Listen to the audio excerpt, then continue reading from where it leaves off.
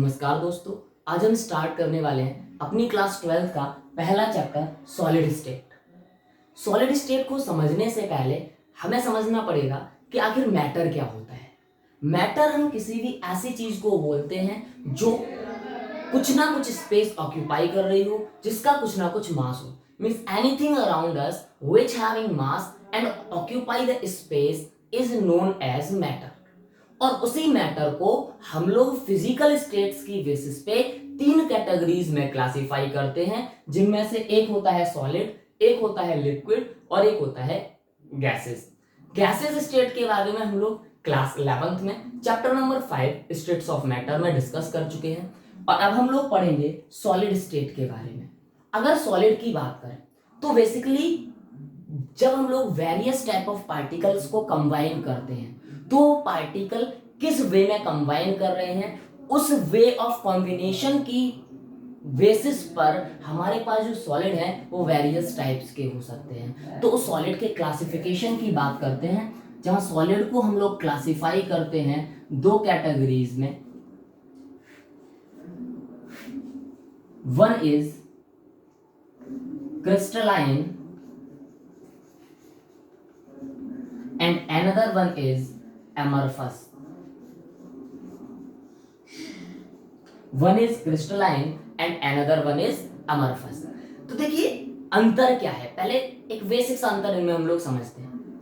Carbon के हम लोगों ने कुछ एलोट्रॉप्स पढ़े थे, जहां कार्बन के एलोट्रॉप्स में जैसे आपका डायमंड था, जैसे आपका ग्रेफाइट था, जैसे कोल था, लैंप ब्लैक था,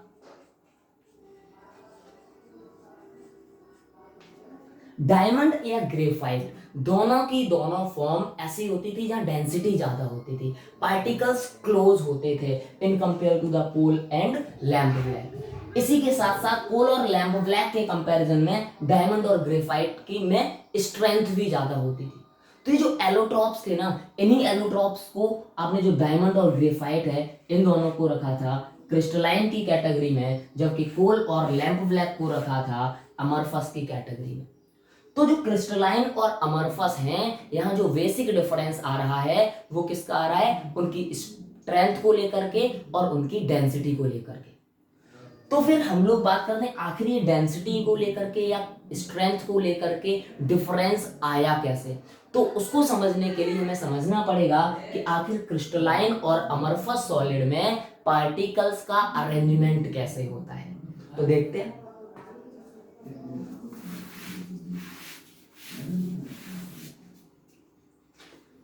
देखिए क्रिस्टलाइन में क्या होता है, कोई भी पार्टिकल सपोज ए, उसके बाद another type of particle B, again A, again B, A B, A के बाद B, then A, then B, then A, B, A, B, A, B, A, B. Similar type of arrangement repeat होता है पूरे के पूरे crystal में। तो ऐसी कंडीशन में जो बनने वाला सॉलिड होता है उसे आप क्या बोलते हैं, क्रिस्टलाइन सॉलिड बोलते हैं। जबकि इसी की जगह क्या होता है, ए के बाद बी, बी के बाद ए भी हो सकता था, बी भी हो सकता था, मान लो ए आ गया, फिर वी आ गया, यहाँ पे क्या होता बी आ गया, बी के बाद क्या था ए, कुछ भी हो सकता है, मान लीजिए फिर से बी आ गया, फिर से बी आ गया, फिर ए आ गया, फिर ए आ गया, फिर से बी आ गया, ए। मतलब यहाँ पर क्या है, जो अरेंजमेंट है पार्टिकल का वो एक पर्टिकुलर पैटर्न को फॉलो नहीं कर रहा। और जब अरेंजमेंट ऑफ पार्टिकल एक पर्टिकुलर पैटर्न को फॉलो नहीं करता तो ऐसी कंडीशन में जो सॉलिड बनता है उसे आप क्या बोलते हैं, अमरफस सॉलिड बोलते हैं। मतलब अगर पार्टिकल्स का अरेंजमेंट ऑर्डर्ड मैनर में है, एक सिक्वेंशियल मैनर में है, तो उसे क्या बोलेंगे, क्रिस्टलाइन सॉलिड। और अगर वो डिसऑर्डर्ड मैनर में है तो फिर हम उसे क्या बोलेंगे, अमरफस सॉलिड। तो इस डिसऑर्डर्ड अरेंजमेंट को या repetition of similar type of arrangement को, जो ये वेरियस टाइप्स के टर्म्स हैं, इन्हीं को हम लोग कुछ अलग शब्दों से भी यहाँ समझते हैं, अलग नए वर्ड से समझते हैं, जिन्हें हम लोग बोलते हैं, एक तो होता है long range order,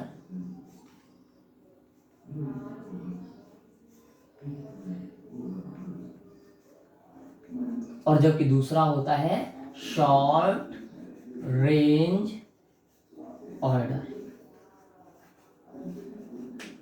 long range order word ही बता रहा है, लॉन्ग का मतलब लंबे समय तक, मतलब एक ऐसा अरेंजमेंट जहां सिमिलर टाइप का अरेंजमेंट पूरे के पूरे क्रिस्टल में रिपीट होता हुआ दिखे, तो उसे आप क्या बोलते हैं, लॉन्ग रेंज ऑर्डर बोलते हैं। अगर डेफिनेशन की बात करें तो हम लोग क्या बोल सकते हैं, the arrangement of particle is said to be the long range order if similar type of arrangement is repeated all over the crystal।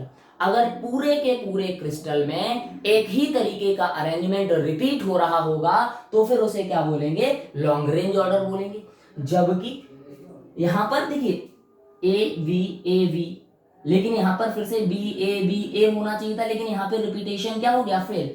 मतलब अरेंजमेंट तो यहां पर भी कुछ समय के लिए था, लेकिन वही अरेंजमेंट पूरे के पूरे क्रिस्टल में फॉलो नहीं हो रहा था। तो ऐसी सिचुएशन जहां पे सिमिलर अरेंजमेंट मिलते तो हैं लेकिन थोड़े थोड़े समय के लिए, तो ऐसे अरेंजमेंट को आप बोलते हैं शॉर्ट रेंज ऑर्डर। मीन आप बोल सकते हैं कि the arrangement of particles is said to be short range order when a similar type of arrangement is not repeated throughout the crystal. तो अगर एक और डिफरेंस की बात करें क्रिस्टलाइन और अमरफस सॉलिड में, तो एक तो आता है कि क्रिस्टलाइन सॉलिड कैसे होते हैं, लॉन्ग रेंज ऑर्डर को फॉलो करते हैं, जबकि जो अमरफस सॉलिड होंगे वो कैसे ऑर्डर को फॉलो करेंगे, शॉर्ट रेंज ऑर्डर को। दूसरे डिफरेंस की बात करते हैं, क्रिस्टलाइन सॉलिड के केस में जो कट्स होते हैं वो स्मूथ होते हैं, जबकि यहां पर कट्स जो होते हैं वो कैसे होंगे, वेरिएबल होंगे।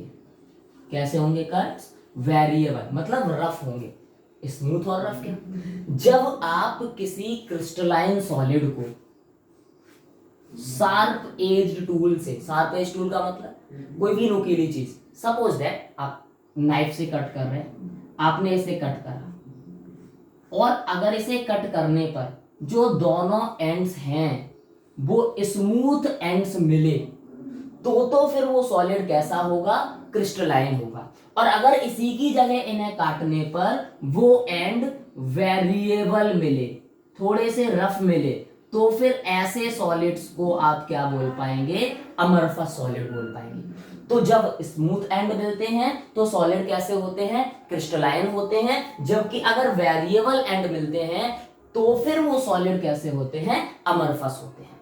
तीसरे अगर डिफरेंस की बात करें तो क्रिस्टलाइन सॉलिड के जो मेल्टिंग पॉइंट होते हैं वो शार्प होते हैं, शार्प मेल्टिंग पॉइंट, जबकि अमरफस सॉलिड में melting point lies in A range.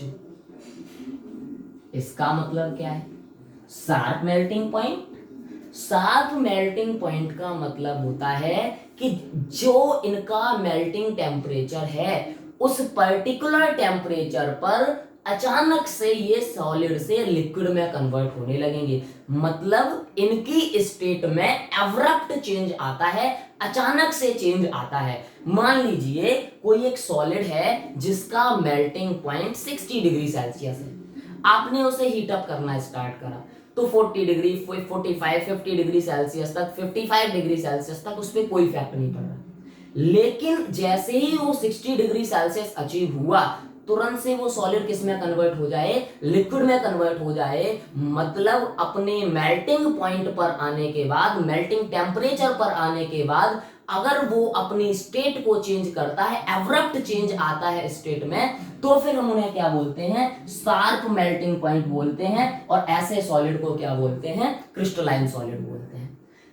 तो फिर अमरफस में क्या होगा, अमरफस में क्या होगा कि भाई अगर मान लीजिए अब इसका मेल्टिंग पॉइंट, कोई आपने सॉलिड लिया और 60 डिग्री सेल्सियस मेल्टिंग पॉइंट होता, तो आप उसे हीटअप करना स्टार्ट करते तो वो 25 30 35 डिग्री सेल्सियस तक पहुंचते पहुंचते ही क्या होने लगता, थोड़ा सा सॉफ्ट होने लगता है। जैसे ग्लास को देखते हैं ना, या प्लास्टिक को ले लीजिए, प्लास्टिक को नॉर्मली आप जब हम लोग हीटअप करना स्टार्ट करते हैं तो हीटअप करते ही वो क्या होने लगता है, लूज होने लगता है, सॉफ्ट होने लगता है।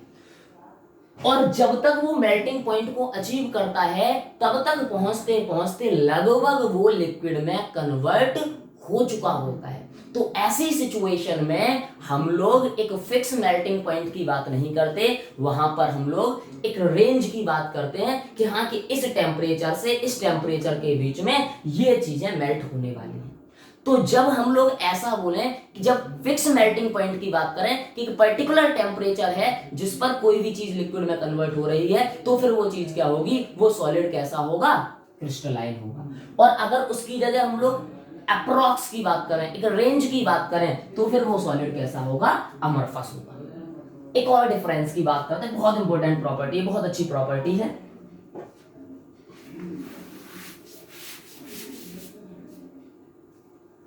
जो आपके क्रिस्टलाइन सॉलिड हैं वो एन आइसोट्रॉपिक होते हैं नेचर में, एन आइसोट्रॉपिक इन नेचर। जबकि अमरफस सॉलिड कैसे होते हैं, आइसोट्रॉपिक इन नेचर।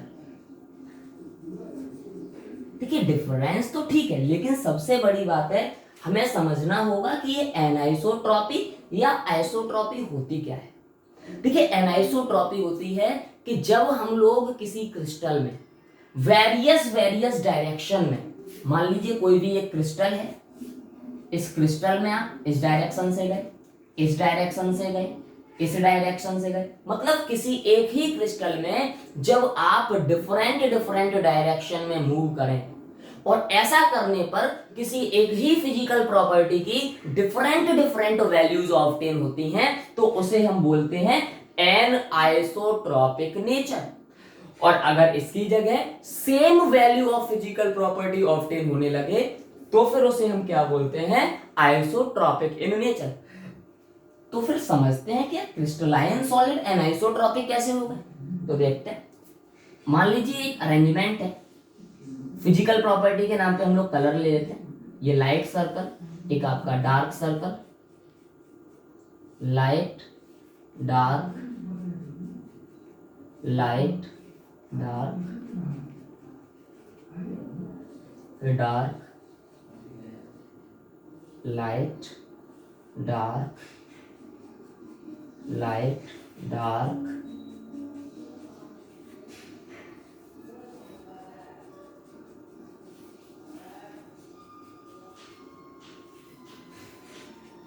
अब देखिए आप इस डायरेक्शन में गए तो सिर्फ और सिर्फ डार्क सर्कल की प्रॉपर्टीज मिली, इस डायरेक्शन में गए तो सिर्फ और सिर्फ लाइट सर्कल की प्रॉपर्टीज मिलेंगी, इस डायरेक्शन में आएंगे तो लाइट और डार्क दोनों की प्रॉपर्टीज मिलेंगी। तो जब हम लोग सिर्फ कलर की ही बातें कर रहे हैं तो उस दौरान एक डायरेक्शन में जाने पर सारे के सारे डार्क कलर, दूसरे डायरेक्शन में जाने पर सारे के सारे लाइट कलर, तीसरे डायरेक्शन में जाने पर डार्क और लाइट दोनों। तो इसका मतलब जब आपने एक ही क्रिस्टल में डिफरेंट डिफरेंट डायरेक्शन में मूव करना स्टार्ट करा तो एक ही फिजिकल प्रॉपर्टी की वैल्यूज आपको कैसी मिलने लगी, डिफरेंट मिलने लगी। और ऐसी सिचुएशन को ही आप क्या बोलते हैं, एनाइसोट्रॉपिक बोलते हैं। अब आइसोट्रॉपी भी समझ लेते हैं। यहां पे तो अरेंजमेंट कैसा होगा, डिसऑर्डर्ड होगा, कोई पर्टिकुलर ऑर्डर फॉलो होने वाला है नहीं, कोई पर्टिकुलर ऑर्डर तो फॉलो होने वाला है नहीं।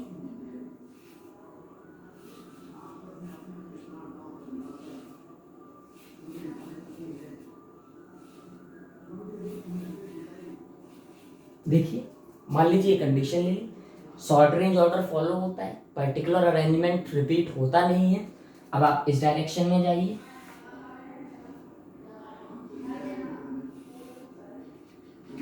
डार्क की भी प्रॉपर्टी मिल रही है, लाइट की भी प्रॉपर्टी मिल रही है।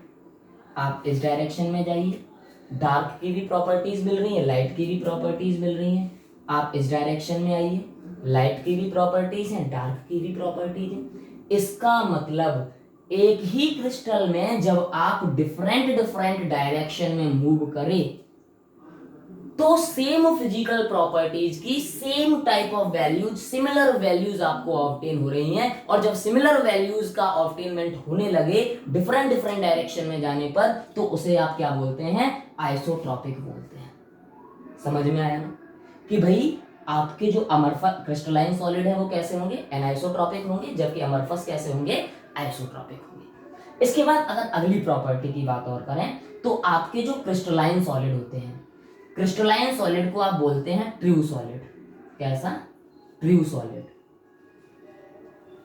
जबकि एमरफस सॉलिड को आप क्या बोलते हैं? Pseudo solid. Pseudo solid. बात आती है ऐसा क्यों?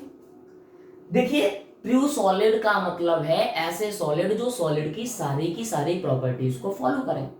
जबकि आपके जो अमरफस सॉलिड है वो कहलाते हैं स्यूडो। क्यों? उसका रीजन है क्योंकि जो अमरफस सॉलिड होते हैं वो वेरी वेरी स्लोली फ्लो करने की एबिलिटी रखते हैं, जबकि सॉलिड की प्रॉपर्टी फ्लो करने की नहीं होती। लेकिन उसके बावजूद भी आपके जो अमरफस सॉलिड हैं वेरी वेरी स्लोली फ्लो करने की एबिलिटी रखते हैं, और इसी वजह से हम लोग अमरफस सॉलिड को स्यूडो सॉलिड की कैटेगरी में प्लेस करते हैं।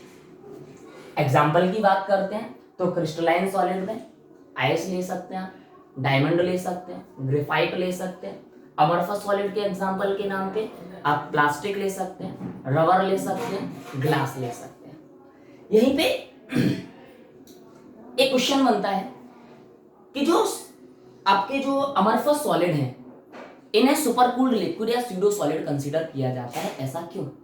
Means amorphous solids are considered as pseudo solid और super cooled liquid, why?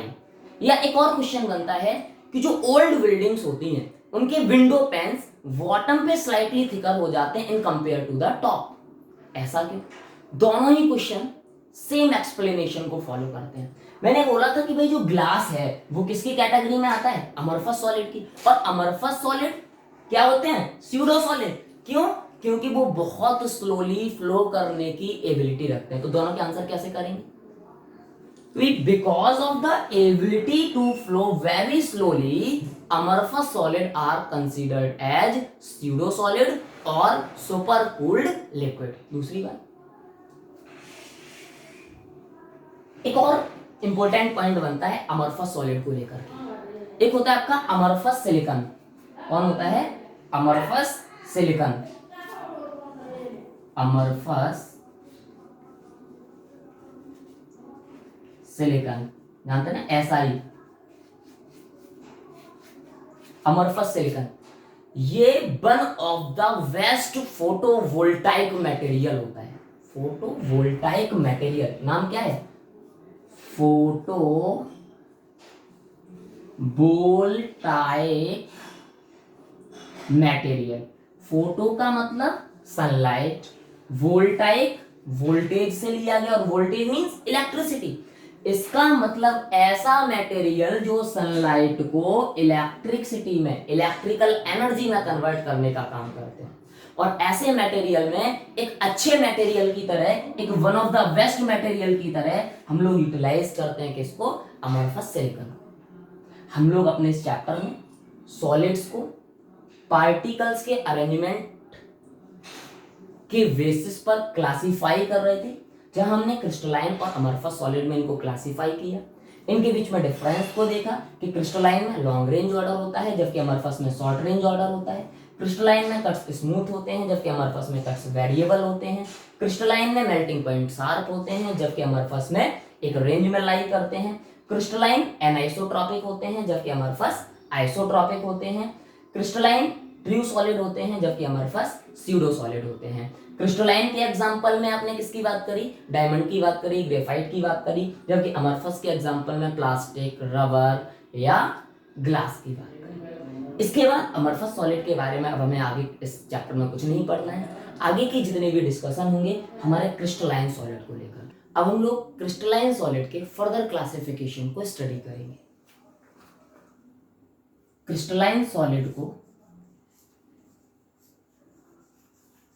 हम लोग फर्दर क्लासिफाई करते हैं इस बेसिस पे कि उन सॉलिड्स में कंस्टिट्यूएंट पार्टिकल्स कौन से हैं और उनके बीच में ऑपरेट होने वाले फोर्सेस कौन से हैं। नंबर 1, कंस्टिट्यूएंट पार्टिकल्स क्या हैं और उनके बीच में लगने वाले फोर्स ऑफ अट्रैक्शन कौन से हैं। उस बेसिस पे हम लोग क्रिस्टलाइन सॉलिड को फर्दर क्लासिफाई करेंगे। इस बेसिस पे हम लोग जब क्रिस्टलाइन सॉलिड्स को क्लासिफाई करते हैं तो हम इन्हें क्लासिफाई करते हैं 4 कैटेगरीज में। Number 1, molecular solid. Number 2, ionic solid.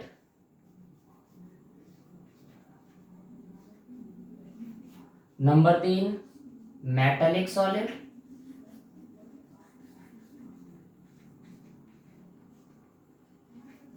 And number 4, covalent solid.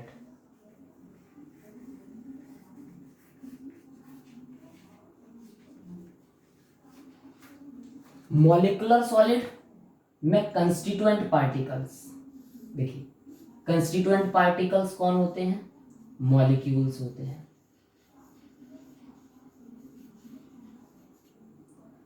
Force कौन से लगेंगे, इस दुनिया के, इस यूनिवर्स के वीकेस्ट फोर्स ऑफ अट्रैक्शन वान डर वाल फोर्सेस।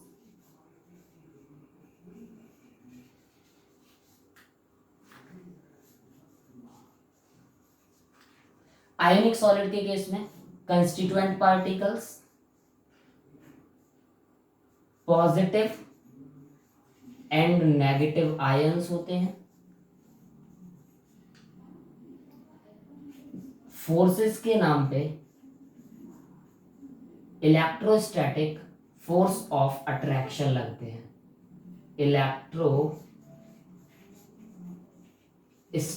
फोर्स, या इन्हीं को हम लोग आयोनिक फोर्सेस भी बोलते हैं या आयोनिक बॉन्ड भी बोलते हैं। मेटालिक सॉलिड के केस में कंस्टिट्यूएंट पार्टिकल्स में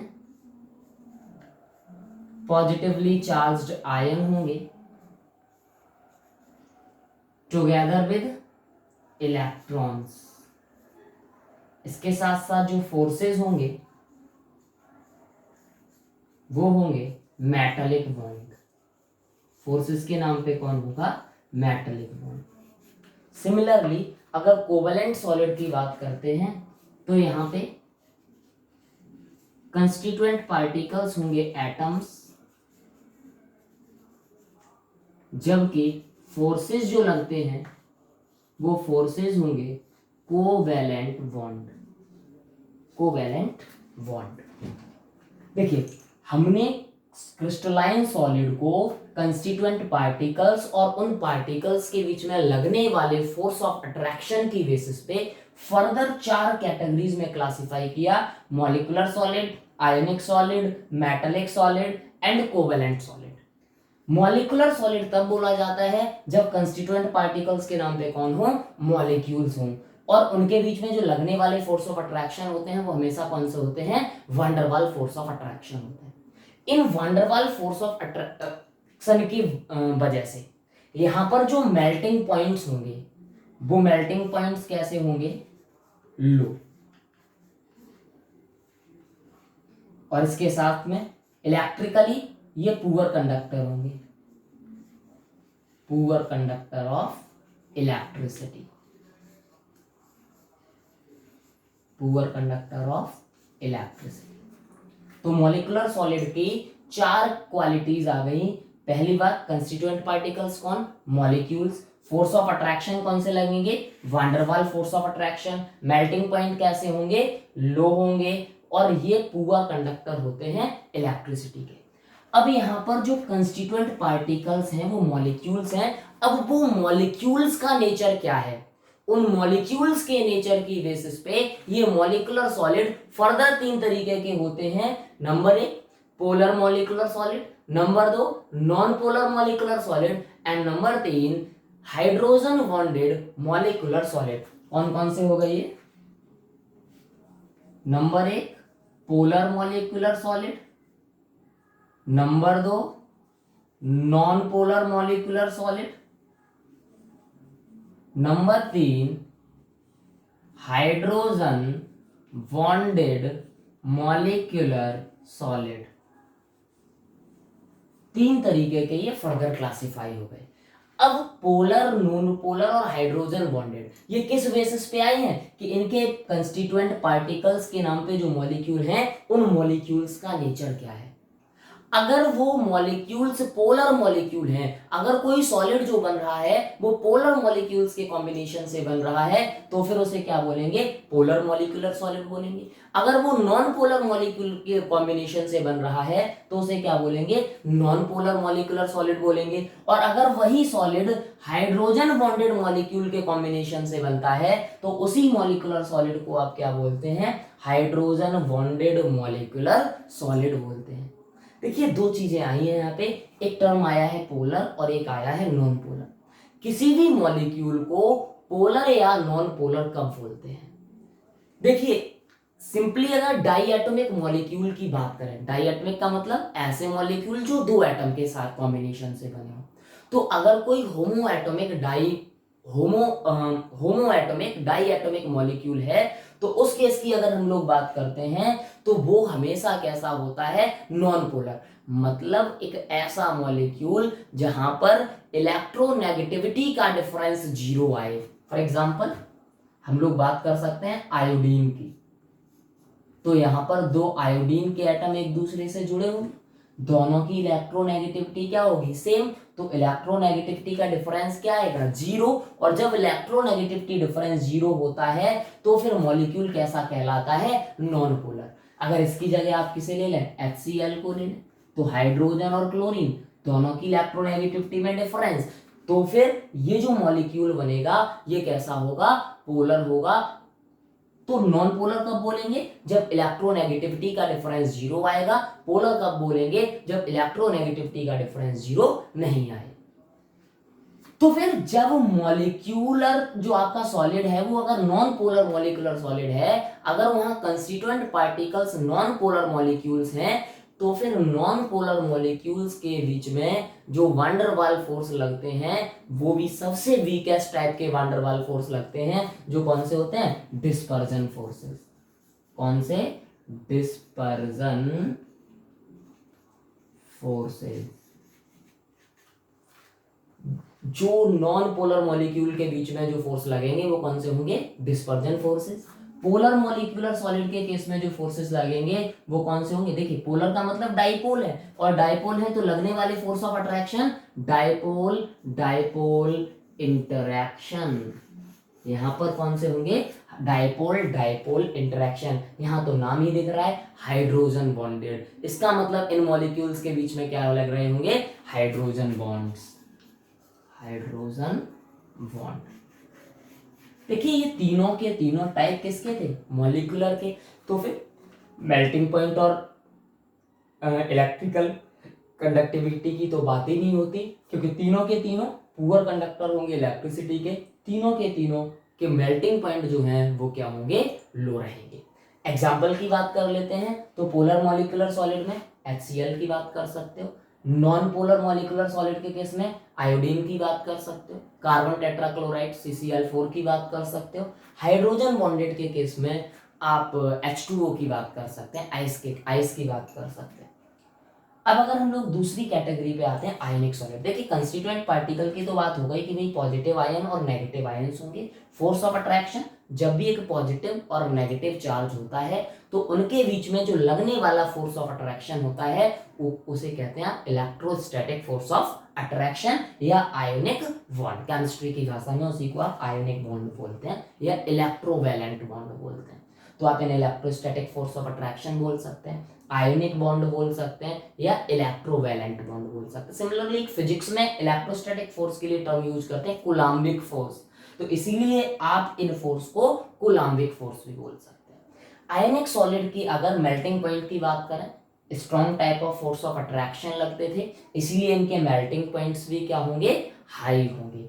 अगर इलेक्ट्रिकल कंडक्टिविटी की बात करें, बड़ा इंपॉर्टेंट अच्छा कंसेप्ट है यहाँ।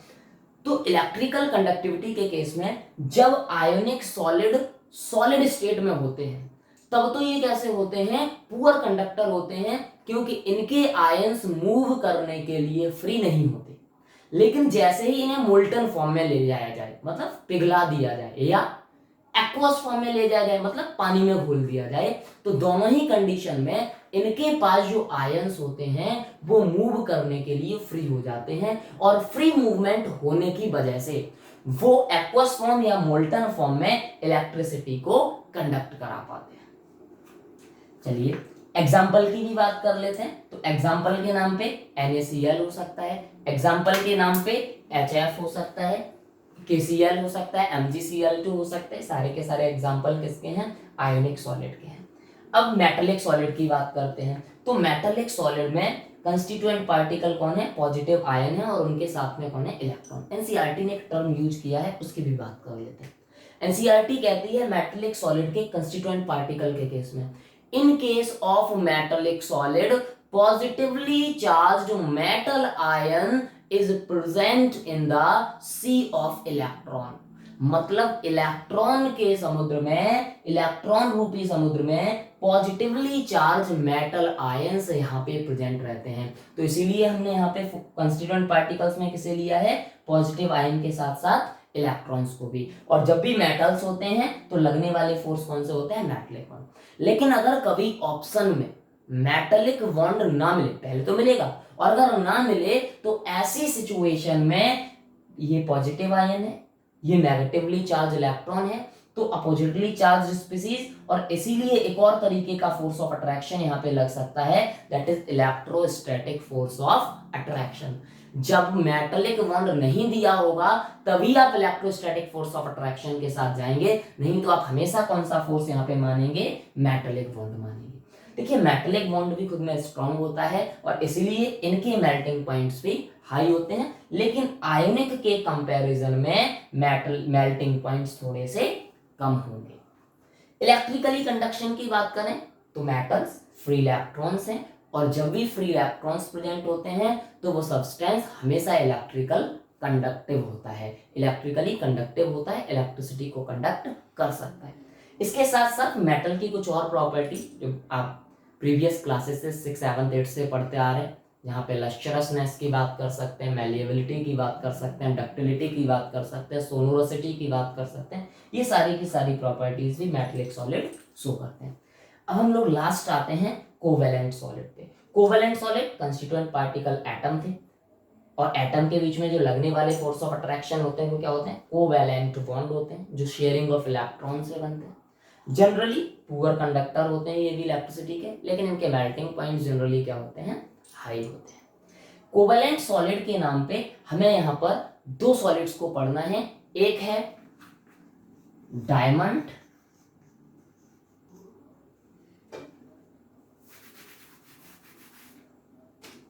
एक तो है डायमंड, तो दूसरा है ग्रेफाइट। ग्रेफाइट, डायमंड और ग्रेफाइट। देखिए डायमंड के केस को और ग्रेफाइट के केस को थोड़ा सा समझते हैं ओरली। डायमंड के केस में क्या होता है, हर carbon atom 4 other carbon atom से जुड़ा होता है। Every carbon atom is attached to the 4 other carbon atom in tetrahedral fashion. कुछ इस तरीके से, मान लीजिए एक कार्बन है, एक कार्बन ये, दूसरा कार्बन, तीसरा कार्बन, चौथा कार्बन, फिर रिमेनिंग कार्बन फर्दर 4 कार्बन से अटैच होगा। मतलब in case of diamond every carbon atom is attached to the 4 other carbon atom in tetrahedral fashion. देखिए कार्बन का एटॉमिक नंबर कितना होता है, 6, तो इलेक्ट्रॉनिक कॉन्फ़िगरेशन क्या हो जाएगा, 1s2 2s2 2p2। Valence shell में इलेक्ट्रॉन कितने हो गए, 4। तो चारों के चारों इलेक्ट्रॉन इस कार्बन के क्या हो गए, शेयर हो गए, तो कोई भी फ्री इलेक्ट्रॉन अवेलेबल नहीं है, और फ्री इलेक्ट्रॉन की एब्सेंस की वजह से ये पुअर कंडक्टर ऑफ इलेक्ट्रिसिटी की तरह बिहेव करता है। इसके साथ साथ हार्डेस्ट नोन सब्सटेंस है नेचर का, कटिंग पर्पस में यूज करते हैं, ज्वेलरी बनाने में भी इसका यूज करते हैं। ग्रेफाइट की बात करें तो ग्रेफाइट के केस में जो कार्बन है वो हेक्सागोनल रिंग की फॉर्म में अरेंज होता है, और ये हेक्सागोनल रिंग्स जो हैं वो लेयर्ड फॉर्म में अरेंज होती हैं, और जहां पे जो डिफरेंट लेयर्स हैं वो किसकी हेल्प से अटैच रहती हैं, वीक वान डर वाल फोर्सेस की हेल्प से, कुछ इस तरीके से।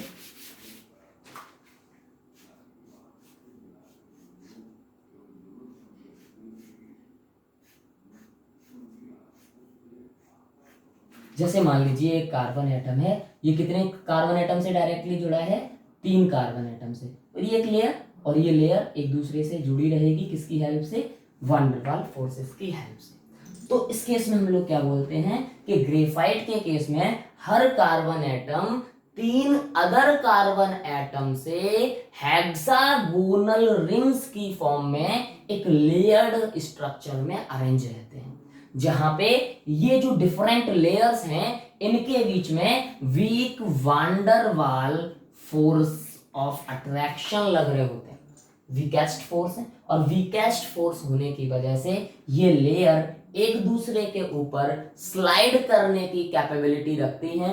स्लाइडिंग एबिलिटी रखने की वजह से इसको हम लोग यूज करते हैं लुब्रिकेंट की तरह।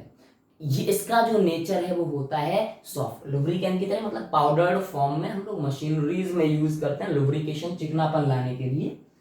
दूसरी बात, ग्रेफाइट के केस में भी कार्बन है, और carbon electronic configuration 1s2 2s2 2p2, बाहर वाली सेल में कितने इलेक्ट्रॉन थे, 4, तो 3 इलेक्ट्रॉन तो शेयरिंग में चलेगा, फोर्थ इलेक्ट्रॉन कैसा होगा, फ्री, और ये जो फोर्थ इलेक्ट्रॉन है वो फोर्थ फ्री इलेक्ट्रॉन ही रेस्पॉन्सिबल होता है इलेक्ट्रिकल कंडक्शन के लिए।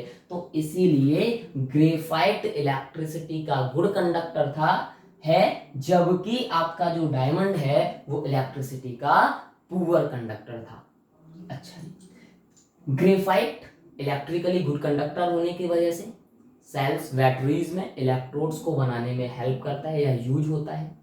इसके साथ साथ ग्रेफाइट की एबिलिटी होती है कि ये पेपर पे ब्लैक मार्क छोड़ता है, और ब्लैक मार्क छोड़ने की वजह से हम लोग इसे ब्लैक लेड भी बोलते हैं, या लेड पेंसिल में, कच्ची पेंसिल जिसे आप बोलते हैं, उसको बनाने में से यूटिलाइज करते हैं। तो ये था हमारा ओवरऑल क्रिस्टलाइन सॉलिड के बारे में, जहां हमने क्रिस्टलाइन सॉलिड को कि नेचर ऑफ कंस्टिट्यूएंट पार्टिकल क्या है और उनके बीच में ऑपरेट होने वाले फोर्सेस कौन से हैं, इस बेसिस पे 4 कैटेगरीज में क्लासिफाई किया था। एक आपका मॉलिक्यूलर सॉलिड, दूसरा आयोनिक सॉलिड, तीसरा मेटालिक सॉलिड, तो चौथा कोवेलेंट सॉलिड। मॉलिक्यूलर सॉलिड में कंस्टिट्यूएंट पार्टिकल कौन थे, मॉलिक्यूल्स थे, फोर्स ऑफ अट्रैक्शन वान डर वाल फोर्सेस थे। अगर हम लोग दूसरे की बात करें आयोनिक की, तो वहां पर कंस्टिट्यूएंट पार्टिकल कौन थे, पॉजिटिव और नेगेटिव आयन थे, फोर्स ऑफ अट्रैक्शन के नाम पर आयनिक बॉन्ड्स या इलेक्ट्रोस्टैटिक फोर्स ऑफ अट्रैक्शन थे। तीसरे की बात करें तो तीसरा कौन सा था, मेटालिक सॉलिड, और मेटालिक सॉलिड में कंस्टिट्यूएंट पार्टिकल मेटल आयंस थे टुगेदर विद इलेक्ट्रॉन्स, और फोर्स ऑफ अट्रैक्शन कौन से ऑपरेट हो रहे थे, मेटालिक बॉन्ड। चौथा आपका था कोवेलेंट सॉलिड, जहां पे कंस्टिट्यूएंट पार्टिकल्स कौन थे, एटम्स थे, और उनके बीच में लगने वाले फोर्स ऑफ अट्रैक्शन कौन से थे, कोवेलेंट बॉन्ड थे। अगर मॉलिक्यूलर की बात करें तो वो फर्दर 3 टाइप का था, एक polar molecular, non polar molecular और हाइड्रोजन बॉन्डेड मॉलिक्यूलर। जो पोलर मॉलिक्यूलर था उसके केस में जो फोर्स ऑफ अट्रैक्शन थे वो डायपोल डायपोल इंटरेक्शन, जो नॉन पोलर था उसमें डिस्पर्जन फोर्सेस, और हाइड्रोजन बॉन्डेड में हाइड्रोजन बॉन्ड्स। तो जो सबसे लो बॉइलिंग मेल्टिंग पॉइंट्स थे वो किसमें थे होंगे, नॉन पोलर में, उससे ज्यादा पोलर में, उससे ज्यादा हाइड्रोजन बॉन्डेड में। अगर हम लोग यहाँ पे बात करें तो आयोनिक के केस में मेल्टिंग पॉइंट हाई थे क्योंकि strong electrostatic force of attraction लग रहा था। मेटालिक के केस में थोड़े से उनसे कम थे, कोवेलेंट में हाई थे, हाई मेल्टिंग पॉइंट थे या वेरी हाई मेल्टिंग पॉइंट्स आप बोल सकते हैं। इलेक्ट्रिकली जो आपके कोवेलेंट थे वो पुअर कंडक्टर होते हैं जनरली, ग्रेफाइटिक एक्सेप्शन रहता है। इसके अलावा जो मेटालिक है वो हमेशा गुड कंडक्टर होते हैं, चाहे वो सॉलिड फॉर्म में हो या किसी भी फॉर्म में हो। जबकि आयनिक सॉलिड फॉर्म में तो गुड कंडक्टर होते हैं, सॉलिड फॉर्म में तो पुअर कंडक्टर होते हैं, जबकि एक्वस या मोल्टन फॉर्म में गुड कंडक्टर ऑफ इलेक्ट्रिसिटी की तरह बिहेव करता है।